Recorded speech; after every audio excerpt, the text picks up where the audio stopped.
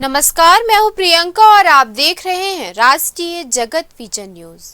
छत्तीसगढ़ के पूर्व मुख्यमंत्री भूपेश बघेल ने सोशल मीडिया पर राज्य की कानून व्यवस्था को लेकर सत्ताधारी बीजेपी सरकार पर तीखा हमला बोला है।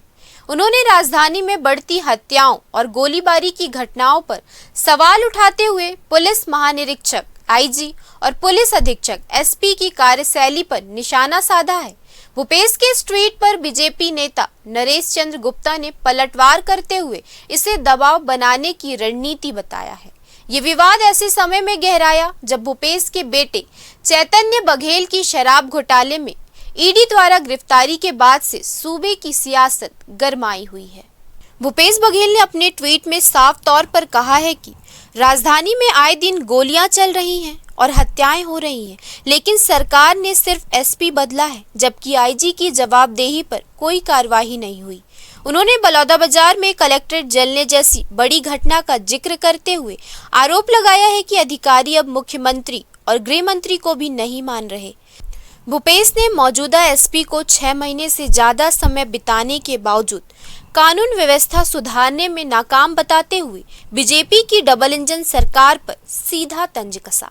इसके जवाब में बीजेपी नेता नरेश चंद्र गुप्ता ने तुरंत ट्वीट कर भूपेश बघेल पर पलटवार किया।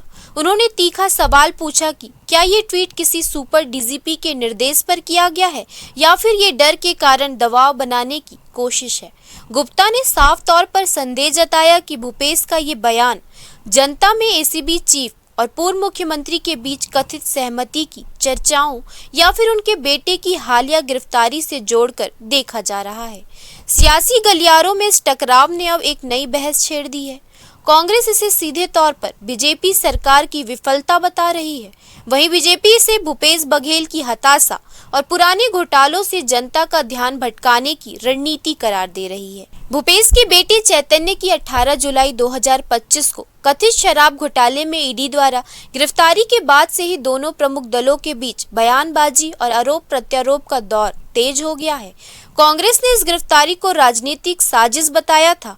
राज्य में कानून व्यवस्था को लेकर उठे इस बड़े विवाद के बाद जनता की निगाहें अब सरकार के अगले कदम पर टिकी हुई हैं।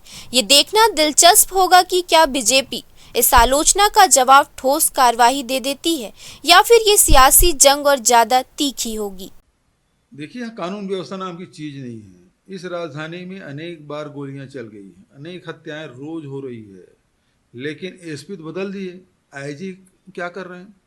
बोलो, उसके रहते पूरा कलेक्ट्रेट जल गया बलौदाबाजार का। कितनी बड़ी बड़ी घटनाएं यहाँ हो रही रोज, लेकिन कोई कार्रवाई नहीं हो रही है।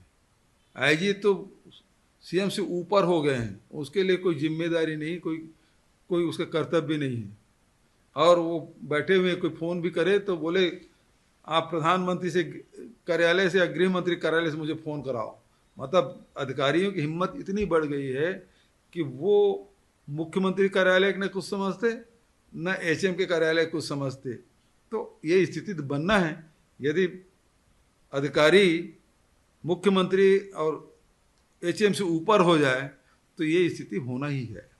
फिलहाल इस खबर में इतना ही। देश प्रदेश के खबरों से अपडेटेड रहने के लिए हमारे चैनल को सब्सक्राइब करें और नए खबरों के नोटिफिकेशन के लिए बेल आइकॉन जरूर दबाएं। नमस्कार।